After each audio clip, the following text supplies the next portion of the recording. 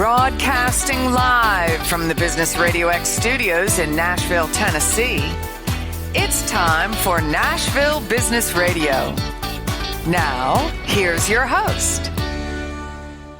Welcome to another exciting and informative edition of Nashville Business Radio. Stone Payton here with you this afternoon.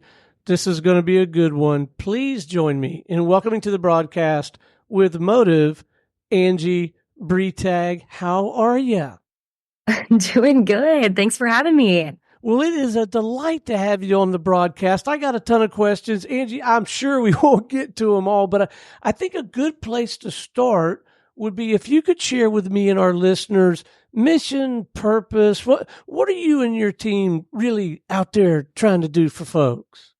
Motive, we exist to solve the problems and help companies that are in the physical economy. So what that means is we build tools to make companies safer, more productive, and more profitable. I feel like if I was explaining this to my mom and I said physical economy, she would probably ask a question. So I'll explain that. I think when we say physical economy, what we mean is we are partnering with the companies that build and power our homes. They support our infrastructure. They manage our waste. They grow, deliver our food. It's like any company that's out there moving, delivering, producing a product, like Motive is designed and is built to really support them. That's what we do. What is the backstory? How in the world did you find yourself in this line of work doing this kind of service for folks? Motive found our way here over a decade ago. We got into this wild world of transportation initially just to digitize paper logs. And so the transportation industry was still doing everything on paper. And so we saw an opportunity to create a tool to be able to digitize those logs. And that's how we got started. And the rest is history. We've definitely expanded into different industries and different products, all with one idea in mind. And it's just really to make the roads that we drive on safer and the companies that we serve more productive and more profitable. So have certain industries, sectors sort of gravitated to your work? Are there some that you really align with really well? Yeah, we serve tons of different industries. When we first got started, like I said, we were primarily in the trucking and transportation industry.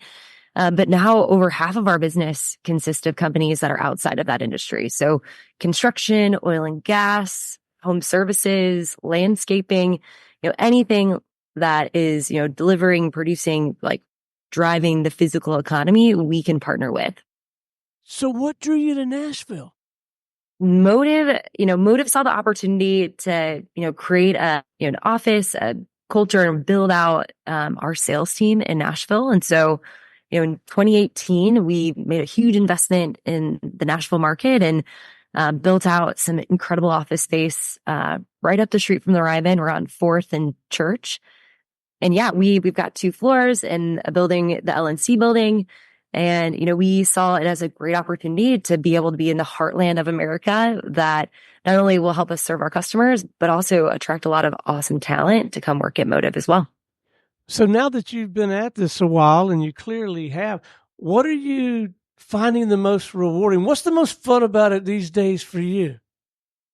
Yeah, I think, for me, but I think if you ask anybody at Motive, we really are drinking the Kool-Aid in terms of knowing when we sell our product, we make the roads safer and we save lives. And so, it's exciting to sell a product that we know makes a difference and is meaningful. And so I love that. But also the Motive team is incredible. We've got a lot of really motivated and excited folks that, work on the sales team, but also in engineering, customer support. And I think honestly, all the way up our executive team, people just really care and really believe that what we do matters and what we sell makes a huge difference in the industry and in the communities that our customers provide services in. Okay, so let's dive into the work a little bit, and whatever is most practical for you, maybe walk us through a use case. But I'm interested to know, like, what happens throughout the engagement, the work with a client. Walk us through what that looks like, if you would. Yeah. So a good example would be we are reaching out to these companies that are, in various industries, but we're trying to get in touch with whoever's managing safety or spend or, anything that would kind of fall into the bucket of profitability, productivity, or even safety. And so, depending on kind of where we, start the conversation or, how we kind of get a seat at the table, we'll kind of take it from there. Like, what is the customer pain point like, and what's the relief? Say a little bit more about the specific service and what they're getting from you guys.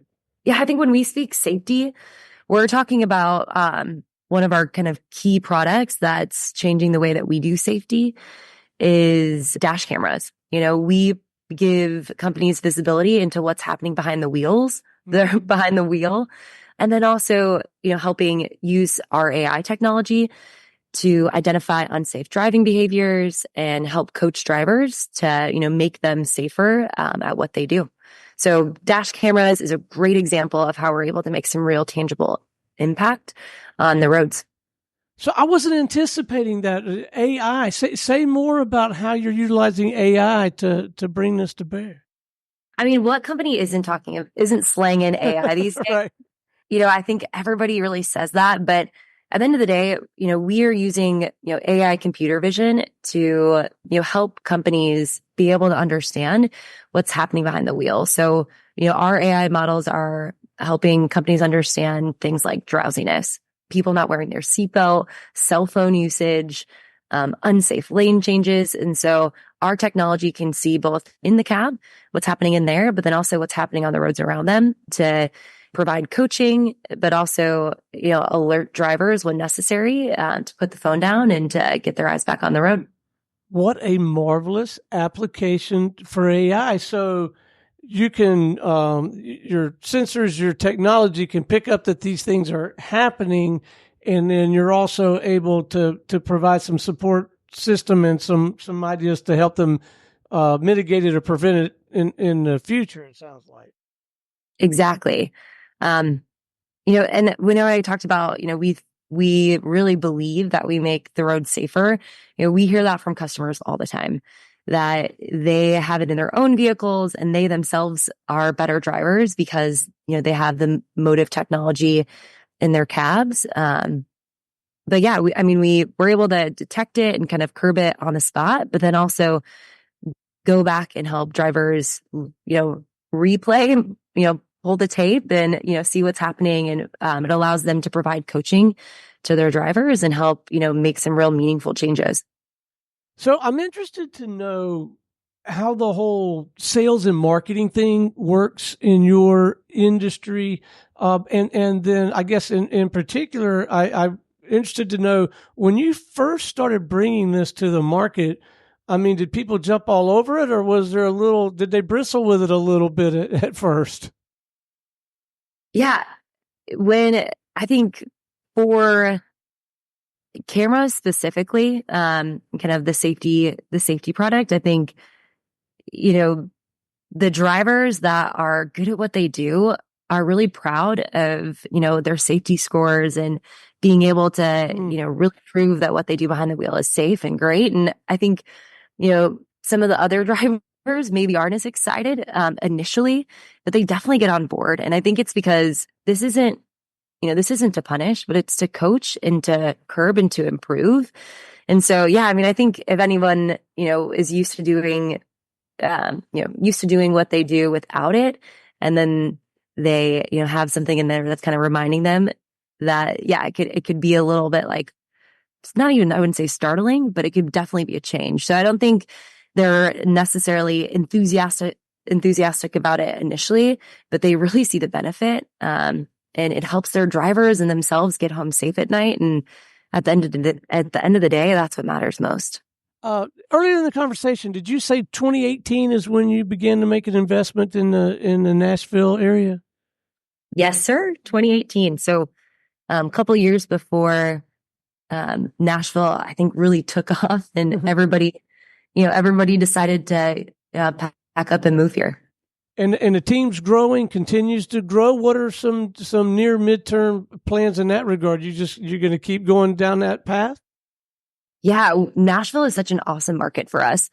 We primarily in the Nashville office, we have a lot of sales folks. And then the majority of our business development team is also here too. So that's usually, more, junior, a little bit earlier on in their sales career folks that, are, just starting off. And so we see a lot of value in, recruiting in this market and, getting people that ended up here after college or, moving to Nashville, and are, jumping on the Motive bandwagon. So recruiting and development, I'll confess, and my listeners know that I've had my struggles with that over the years. But I'd love for you to speak to your experience in recruitment, development, retention. I don't know, culture. Any counsel you have in that regard, and maybe share some of your experience over the years. I know it would be helpful to me and probably for our listeners. Yeah, my background before Motive was in the recruiting technology space. So I worked for many years at Glassdoor. And so, I think something I'll always say when you're looking to, recruit and, build a culture and, really expand your talent is listen to what people are telling you that work there. Look at the reviews and kind of read it and address it. So, yeah, I think, that's always a little piece of advice I always say, pay attention to what's being said out there. There's usually a little bit of merit. But when it comes to recruiting, I think, we luckily have an amazing brand, both in our industry, but also in just the technology world in general. Like people, come to Motive, they're excited to be a part of, the team. But, some of the things that we're really looking for, and I'll speak to the sales side, as someone that does a lot of recruiting here in this market, for salespeople is, we're looking for the ideal team player. That's like a recruiting methodology, we read a long time ago, but the idea is, we're looking for three things in our candidates. We're looking for folks that are humble, they don't have a huge ego. They really want to learn and grow, and they know that they don't know things. And so they're hungry to develop. So humble, hungry, they want to work really hard, and they're willing to, put the work in to get the results that's necessary. So humble, hungry. And then the last one is just smart. Like they're firing on all cylinders. They're able to, understand complex ideas and be able to break into new industries and be curious. And so humble, hungry, and smart is really what we look for on the sales side to identify talent. And then I think, where do we find it? We look across all industries. You don't have to come from one of our competitors necessarily to really be able to connect with the transportation and kind of physical economy industries that we serve. I think you make an excellent point, because I do think, if you're coming into a software firm and you're coming from a surfboard manufacturer, you've got some perspective, some insight, some objective lens on some things that could really bring tremendous value to the software firm, right? Oh, yeah. It's always fun when we bring someone in from a completely different industry and they kind of look at what we do and they're like, why don't you do it this way? And they think about the problem or the opportunity just slightly different. And it really changes the way that we operate. So yeah, absolutely. Diversity of thought, and backgrounds makes a huge difference when you're building on a team. Well, and that's another interesting topic that you're bringing up. I'll call it innovation or creativity, because I think most of us who lead organizations, large and small, want to have an innovative, creative culture. And at the same time, it's not like you can jump on every cool idea that gets mentioned. Do you guys have any kind of rigor, discipline, structure, process for having that feedback loop and a way for people to contribute ideas and then treat it with some due diligence, and then also so that the person that submits an idea and when you don't adopt it, they don't feel beat up? Have you lived through any of that? Oh yeah. We always say you're going to do something wrong. The sooner that you can, mess something up, the sooner you can figure out how to do it the right way. And so I think that's one thing that we do really well is create the space for people to learn and to grow. And, we don't expect perfection. We expect effort and we expect results. And we aren't perfect. We have really good, awesome ideas to go out and engage with prospects. And then we have kind of crappy ones too. It takes a couple crappy ones to find the really good ones too. And if you don't make people feel safe enough to come with all their ideas, then you'll miss it on the really good ones. So I'm almost certain the answer to this is yes, but I'm going to ask anyway. Maybe you can expand on it if that is the case. But I'm interested to know, have you had the benefit of one or more mentors along the way to help you navigate the terrain, like from transitioning from recruiting to this arena? And then as you continue to grow and things change, have you had a mentor or two? Oh yeah. I've had a ton of mentors. People I still keep in touch with from, other organizations that I was lucky enough to work at. And then internally at Motive, there are just so many people that are invested and want to support you. I feel like I, have had the opportunity to work for some really great leaders. And specifically at Motive, I shout out Ben Nachbauer. I have like a folder on my computer that's just like my one-liners of, little tidbits or things that I've learned from him throughout the years, that now, I'm passing on to the managers that report to me and, they're passing on to their AEs. So I don't know when or where you would find the time, but interests, passions, hobbies, pursuits outside the scope of your work. My listeners know that I like to hunt, fish, and travel. Anything you have a tendency to nerd out about that's not transportation and AI? Oh yeah, I've got toddlers, and so they keep us busy. We're toting them to baseball right now and dance and gymnastics. But yeah, I think our toddlers keep us really busy, and then I am a huge football person. I grew up with brothers that played collegiate football. Every man in my family is a football coach. They all coach for the high school team back home. So yeah, I feel like, we are officially, in football season. And so that is something that I nerd out on. I will nerd out on for the next 6 months. So we touched on sales and marketing a little earlier in the conversation, but I understand that you guys are going to be at an upcoming conference. Is that accurate? Absolutely. Yes. We're going to be at MCE here in a few weeks in October. We're really, really excited about it. And if you would share with us what MCE is and kind of your strategy, like what will you try to accomplish? I mean, you probably do have some sort of strategy or a set of objectives, things that you want to get accomplished while you're there. Yeah.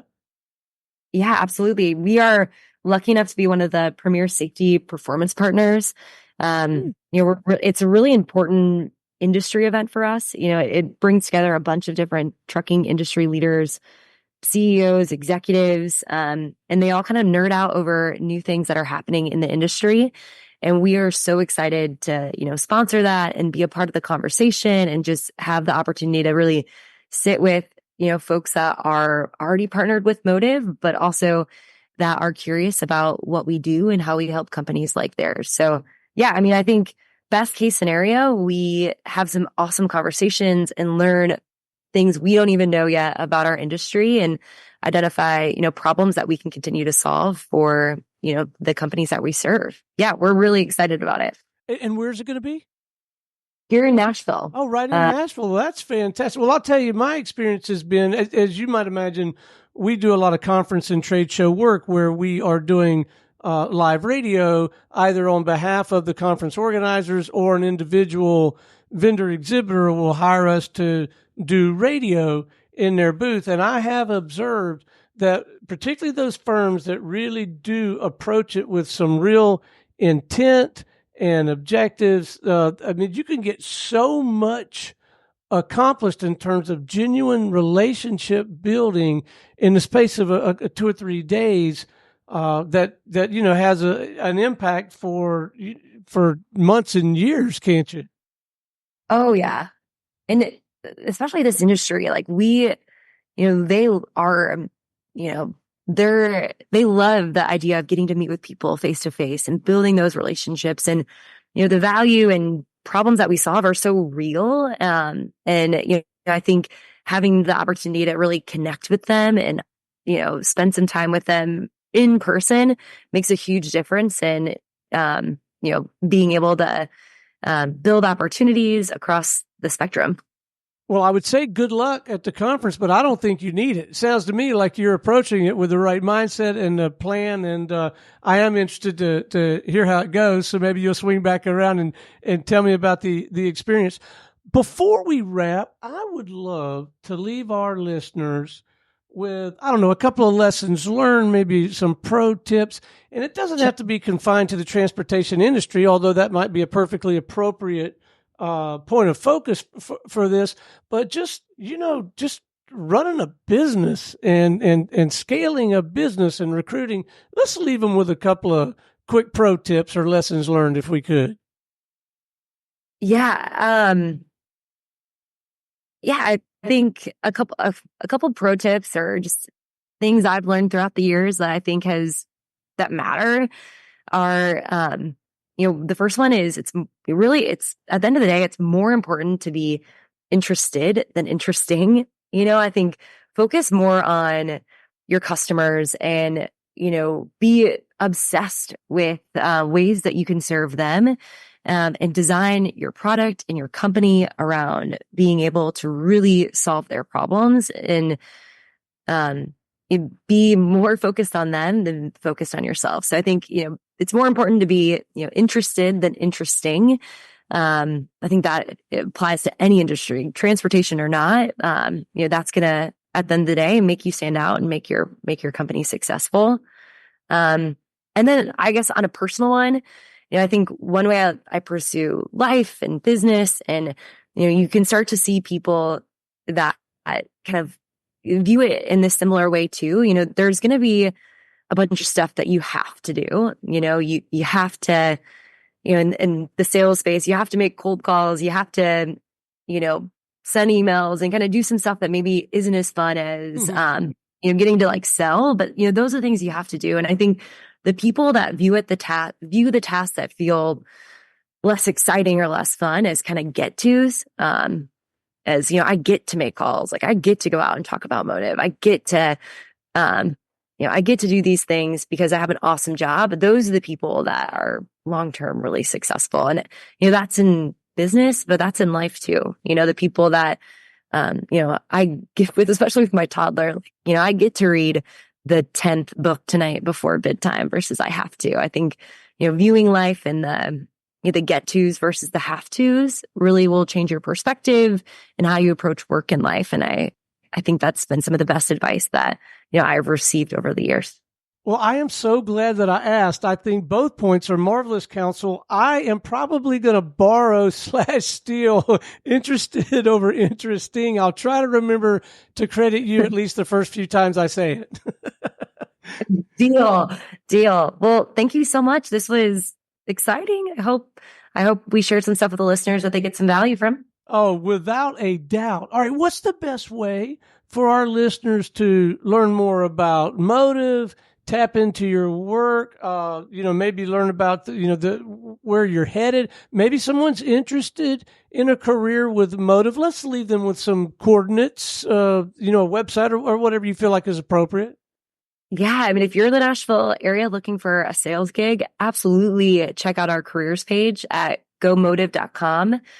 We're on all the socials. If you want to learn a little bit more about life at Motive, you can see some of our cheesy posts about what it's like to actually work here and learn a little bit more about the culture. We're on LinkedIn. Those are great places to go check us out. And then, if you are going to be at MCE in October and, you're going to be lucky enough to be a part of that, stop by, talk to our team. We're really excited to talk about some of our new product releases and spend some time with the folks in the industry. So if you're at MCE, check us out at our booth. We cannot wait to meet with you. So yeah. Angie, it has been an absolute delight having you on the show. Thank you for your insight, your perspective, your enthusiasm, and I gotta say, your wisdom. You and your team really are doing important work, and we sure appreciate you. Oh, thank you so much. We love what we do, and we feel lucky enough to be able to work for an awesome company that makes a difference. I believe it. All right, until next time, this is Stone Payton for our guest today, Angie Bretag with Motive, and everyone here at the Business RadioX family saying we'll see you again on Nashville Business Radio.